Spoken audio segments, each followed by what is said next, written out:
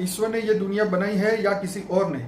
जैसे Steven Hawkins जैसे scientist जो बहुत बड़े वेल नोन हैं, अब तो नहीं रहे, पर उन्होंने ये स्टेटमेंट दिया था ये दुनिया जो है अपने आप बनी है और इसमें परमात्मा का कोई हाथ नहीं है।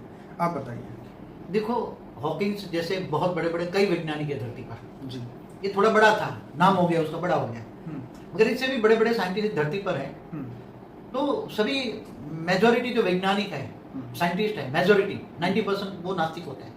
वो तो परमात्मा को मानते ही नहीं, ना आत्मा को मानते ना परमात्मा को मानते, नास्तिक लोग। अब नास्तिकों की बुद्धि, जो आत्मा उसकी बुद्धि है, उसकी आत्मा को नहीं मानेंगे तो उसकी बुद्धि कैसी होगी?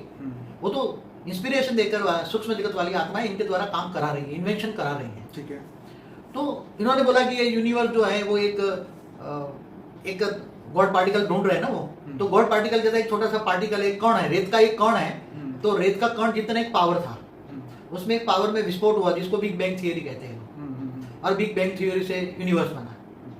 तो ऐसे तो मल्टीवर्स कई यूनिवर्स है, तो ऐसे उनका कहने का आगे चलकर यही थियरी आएगा, एज पर एम थियरी, कि मल्टीवर्स भी ऐसा ही बना होगा, धमाका हुआ। और तो ये पावर की बातें और ये सब बहुत लंबी चौड़ी बातें, मैं ज्यादा डिस्कस नहीं करूंगा।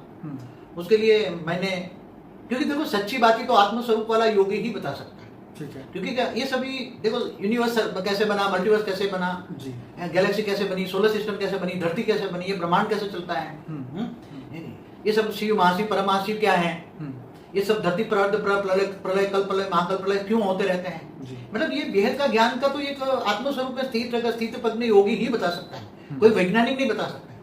वैज्ञानिक तो आत्माओं को नहीं मानते, परमात्मा की बात तो बहुत दूर की रही। इसलिए मैंने आत्मस्वरूप में स्थित होकर मैंने काफी creation of multiverse, universe, Galaxy, solar system, धरती कैसे बनी, मृत्यु कैसे हुई, मृत्यु का भी जन्म कैसे हुआ, पहले मृत्यु नहीं थी ब्रह्मांडों में, राइट।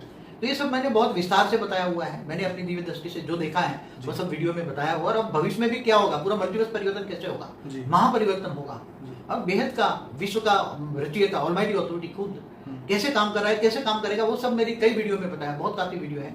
आप उसमें देखें तो उसका हर प्रश्न का जवाब आपको मिलेगा। मैं आपको यहाँ पे शॉर्ट में अपने व्यूअर को बताना चाहूंगा कि बापूजी ने क्रिएशन का सबसे पहला जो उनका वीडियो था, history of multiverse, creation of universe, तो ये वीडियो के अंदर क्रिएशन की बात बताई। जैसे स्टीवन हॉकिंस ने बोल दिया कि भाई एक लाइट थी, उसमें से दो बिग बैंग, मतलब दो चीज टकराई और उसमें से ये सब कुछ। दो चीज टकराई नहीं, केवल लाइट में विस्फोट हुआ, उसको बिग बैंग कहते हैं। दो प्रोटॉन को टकराए वो तो ये इधर यूरोप के अंदर उसको है कैलेट्रॉन करते हैं क्या उसको, गॉड पार्टिकल ढूंढ रहे, उसमें दो प्रोटॉन को टकराए उन्होंने जी। तो बिग बैंग मतलब बहुत बड़ा विस्फोट हुआ और उसमें से ये यूनिवर्स बना, ये उनकी थियरी है, वो साइंस की थियरी है।